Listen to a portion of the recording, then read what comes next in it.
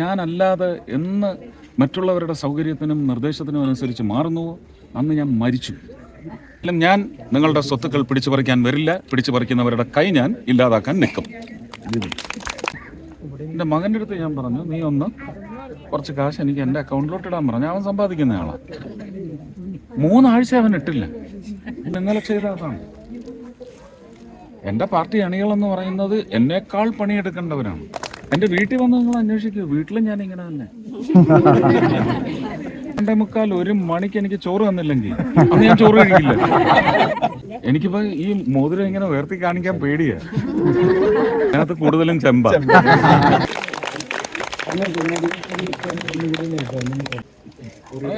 ഇതിനകത്ത് എങ്ങനെ പക്ഷി വന്നിരിക്കും അല്ലേ?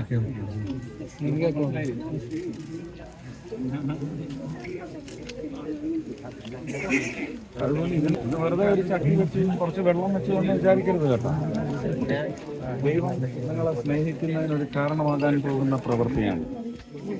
പണമില്ലാത്തവന് പണം കൊടുക്കുക, ഭക്ഷണം കൊടുക്കുക, ഇതെല്ലാം മാനവ സേവയാണ്. പക്ഷെ ഇത് നിങ്ങൾ പ്രകൃതി സേവയാണ് നടത്തുന്നത്. ഒരു കാരണവശാലും ചൂട് പിടിക്കുന്ന ഇടത്ത് ഈ വെള്ളം വയ്ക്കരുത്. കാരണം പക്ഷികളുടെ എല്ലാം ഈ കൊക്കിന് മാത്രമേ ഉള്ളൂ കൊമ്പിൻ്റെ ബലം. അകത്ത് വളരെ സോഫ്റ്റാണ്. ചെറിയ ചൂടുള്ള വെള്ളം ചെന്ന് കഴിഞ്ഞാൽ നിങ്ങൾക്ക് കാണിക്കുന്നു. അതുകൊണ്ടാണ് നമ്മുടെ കായൽ പരപ്പിലെല്ലാം ശുദ്ധജലമുള്ള പ്രദേശങ്ങളുണ്ട്. പക്ഷെ അവിടെ എല്ലാം ഈ വെള്ളം ചൂടായി കിടക്കുകയാണ്. ഒരു 2-3 ഇഞ്ചെങ്കിലും നല്ല ചൂട് വെള്ളമാണ്. അവർക്കത് പറ്റത്തില്ല. അപ്പോൾ ആ കരുണ എന്ന് പറയുന്നത് നമ്മളെ വലിയ കരുണകളിലേക്ക് ഈ ഒരു പ്രവൃത്തി നയിക്കും. കുഞ്ഞുങ്ങളിത് ചെയ്യണം. അപ്പോൾ കോളേജിലും സ്കൂളിലും പോയി കടകര എടുക്കുന്നവന്മാരുടെ കൂടെ നിൽക്കത്തില്ല.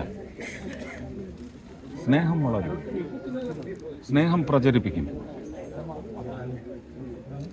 കോളേജിലും സ്കൂളിലും എന്ന ആ സ്നേഹമാണ് വേണ്ടത്. മനുഷ്യനെ ഇല്ലാതാക്കുന്ന ഒരു ഉൽപ്പന്നങ്ങളും, അത് കൊലക്കത്തിയായാലും കഞ്ചാവായാലും പാടില്ല. അപ്പോൾ ആ സ്നേഹം വളർത്തുന്നതിന് വേണ്ടി ഏത് രാഷ്ട്രീയ പാർട്ടിയിൽ നിങ്ങൾ വിശ്വസിച്ചോളൂ. എൻ്റെ ഒരു നോട്ടത്തിലുള്ള കാര്യമേ അല്ല. ഞാൻ എൻ്റെ രാഷ്ട്രീയ പാർട്ടിയെ അത്രയും സ്നേഹിക്കുന്നതുകൊണ്ട് നിങ്ങളുടെ രാഷ്ട്രീയ കക്ഷിയോടുള്ള നിങ്ങളുടെ ആ സ്നേഹത്തെ ഞാൻ മാനിക്കും, വാനോളം മാനിക്കും. പക്ഷേ രാഷ്ട്രം എന്ന് പറയുന്ന ചിന്ത വന്നാൽ നമ്മൾ രാഷ്ട്രീയം മാറ്റിവെച്ചേ മതിയാവൂ. നമ്മൾ പിന്തുണച്ച രാഷ്ട്രീയം രാഷ്ട്രത്തിന് വേണ്ടി കഴിഞ്ഞ 5 വർഷവും അതിന് മുമ്പത്തെ 5 വർഷവും എന്ത് ചെയ്തു എന്ന് നിങ്ങൾ പരിശോധിക്കുന്നു. ആ രാഷ്ട്രീയത്തെ നിങ്ങൾ ഒരിക്കലും വഞ്ചിക്കരുത്. അവിടെ അടിയുറച്ച് നിൽക്കണം. പക്ഷെ അവർ തിരുത്തി നന്നായി വരണം. നന്നായി വരാൻ അവർക്ക് ശിക്ഷ കൊടുക്കണം. ഞാൻ ഇന്നലെ ചെയ്തതാണ്. എൻ്റെ പാർട്ടി അണികളെന്ന് പറയുന്നത് എന്നേക്കാൾ പണിയെടുക്കേണ്ടവരാണ്. എൻ്റെ സഹപ്രവർത്തകരാണ് അവർ. ഞാൻ ദൈവകാരുണ്യം കൊണ്ട് സ്ഥാനാർത്ഥിയായി. അവർ സ്ഥാനാർത്ഥിയായി എങ്ങനെ പണിയെടുക്കുമോ അതിനേക്കാൾ കൂടുതൽ പണിയെടുക്കേണ്ട. കാരണം അവരാണ് ഈ പാർട്ടിയെ വളർത്തി എനിക്കൊക്കെ വന്ന് നിൽക്കാൻ പാകത്തിൽ കൊണ്ടുവന്ന് എത്തിച്ചത്. അപ്പോൾ അവരവരുടെ ജോലിയിൽ ഒരല്പം പിന്നോട്ട് പോയാൽ ഒരു ജ്യേഷ്ഠ സഹോദരൻ എന്ന നിലയ്ക്ക് ഞാൻ ശാസിക്കും. അത് എൻ്റെ അവകാശമാണ്. പിന്നെ എൻ്റെ വീട്ടിൽ വന്ന് നിങ്ങൾ അന്വേഷിക്കൂ, വീട്ടിലും ഞാൻ ഇങ്ങനെ തന്നെ. കൃത്യമായിട്ട് 12:45 1 മണിക്ക് എനിക്ക് ചോറ് തന്നില്ലെങ്കിൽ അന്ന് ഞാൻ ചോറ് കഴിക്കില്ല. ഞാൻ അങ്ങനെയാണ്. രാഷ്ട്രീയത്തിന് വേണ്ടിയും ഫ്രോഡ് സ്നേഹം കാണിക്കാൻ വേണ്ടി ഒന്നും ഞാൻ ചിരിച്ച് അതെനിക്ക് പറ്റില്ല. അത് ഞാൻ ചെയ്യില്ല, ഇനിയും ചെയ്യില്ല. എൻ്റെ മകൻ്റെ അടുത്ത് വണ്ടിയുടെ ഒരു പ്രൊഫോമ വാങ്ങിച്ചു കൊടുക്കാൻ പറഞ്ഞിട്ട് 3 ദിവസമായി. ചെയ്തില്ല. ഞാൻ നേരിട്ട് ചെയ്തു. ഈ പണിക്കിടയ്ക്ക് എനിക്ക് അതും ചെയ്യേണ്ടി വന്നു. ഒരുപാട് ജോലി ചെയ്യുന്ന ആളാണ്. കല്യാണത്തിൻ്റെ ഭാഗമായിട്ട് ഒരുപാട് പൈസ പലർക്കും കൊടുക്കാനുള്ളത് ഇങ്ങനെ ചെക്കുകൾ വന്നപ്പം എൻ്റെ കയ്യിൽ പൈസ ഇല്ലാതായി. എൻ്റെ മകൻ്റെ അടുത്ത് ഞാൻ പറഞ്ഞു, നീ ഒന്ന് കുറച്ച് കാശ് എനിക്ക് എൻ്റെ അക്കൗണ്ടിലോട്ട് ഇടാൻ പറഞ്ഞു. അവൻ സമ്പാദിക്കുന്ന ആളാണ്. 3 ആഴ്ച അവൻ ഇട്ടില്ല. ഞാൻ അവൻ്റെ അമ്മ എൻ്റെ കാറിലിരിക്കുന്ന സമയത്ത് ഞാൻ ബാങ്കിൽ വിളിച്ചു പറഞ്ഞു, ഇനി അവൻ്റെ കാശ് എൻ്റെ ബാങ്കിലേക്ക് വന്നാൽ തിരിച്ചയച്ചേക്കാൻ പറഞ്ഞു. ഞാൻ അങ്ങനത്തെ അച്ഛനാണ്, അങ്ങനത്തെ വ്യക്തിയുമാണ്. എനിക്ക് അങ്ങനെ പറ്റും. ഇന്നലത്തെ സംഭവത്തിൽ ആ ഓരോ പ്രദേശത്ത് ഇപ്പോൾ നാളെ നിങ്ങൾ എന്നെ ജയിപ്പിച്ച് MP ആക്കി. ഞാൻ ഇവിടെ വന്ന് കുടിയാണ്ട് കിടക്കുകയല്ല നിങ്ങളുടെ ഇടയിൽ. ഇവിടെ നിങ്ങളുടെ മുന്നിൽ എന്നെ കൊണ്ടുവന്ന് അവതരിപ്പിച്ച് എൻ്റെ പാർട്ടിയുടെ പ്രവർത്തകർക്ക് എന്നേക്കാൾ ഉത്തരവാദിത്വമുണ്ട്. ഇവിടുത്തെ ആവശ്യങ്ങൾ എന്ത്, അതിൽ എത്രമാത്രം സാധ്യമായി, എത്രയാണ് കൂടുതൽ ഇങ്ങോട്ട് കണ്ണോടിക്കേണ്ടത്, ഹൃദയം ഓടിക്കേണ്ടത്, കരങ്ങൾ ഓടിക്കേണ്ടത്, അവരാണ് പ്രവർത്തിക്കേണ്ടത്. അവരതിൽ വീഴ്ച വരുത്തിയാലും അന്നും ഇതേ രൗദ്രമായിരിക്കും. അതെനിക്ക് മാറില്ല.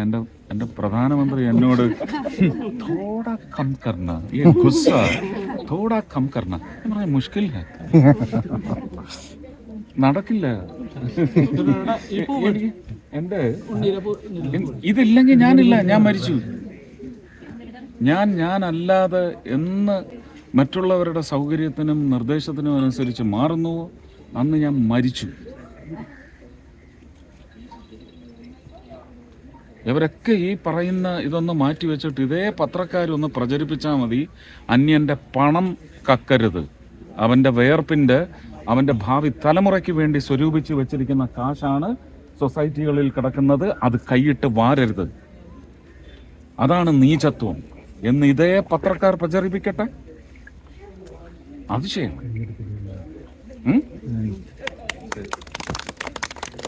അതാണ് ചെയ്യേണ്ടത്. എനിക്കിപ്പോ ഈ മോതിരം ഇങ്ങനെ ഉയർത്തി കാണിക്കാൻ പേടിയാ. എന്താ പറയാ, പറയും സ്വർണ്ണ മോതിരം കാണിച്ച ആൾക്കാരെ കബളിപ്പിച്ചു, ഇതിനകത്ത് കൂടുതലും ചെമ്പ. കളവെന്താ അറിഞ്ഞൂടെ? എന്ത് ലോകമാണിത്? ഒരു ഇലക്ഷനാ വരുന്നത്. നിങ്ങളുടെ ജീവിതത്തിലേക്ക് എന്തെങ്കിലും നഷ്ടം അടിച്ചേൽപ്പിച്ചിട്ടുണ്ടെങ്കിൽ അതിനെക്കുറിച്ച് ചർച്ച ചെയ്യണ്ടേ? അല്ലേ? അങ്ങനല്ലേ വേണ്ടേ? നിങ്ങൾ നല്ലതുപോലെ ആലോചിക്കും. എന്തായാലും ഞാൻ നിങ്ങളുടെ സ്വത്തുക്കൾ പിടിച്ചു പറിക്കാൻ വരില്ല. പിടിച്ചു പറിക്കുന്നവരുടെ കൈ ഞാൻ ഇല്ലാതാക്കാൻ നിൽക്കും.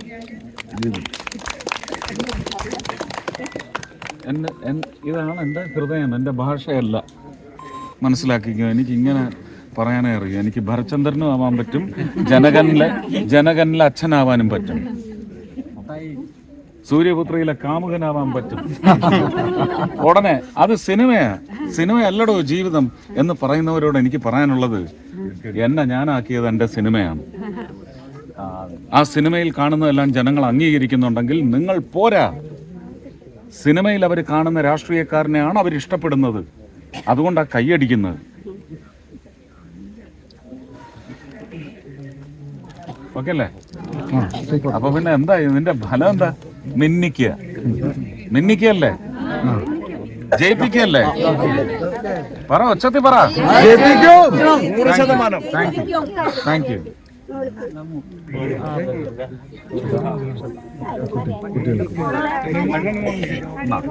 എല്ലാവർക്കും പങ്കുവെച്ചു കൊടുക്ക്.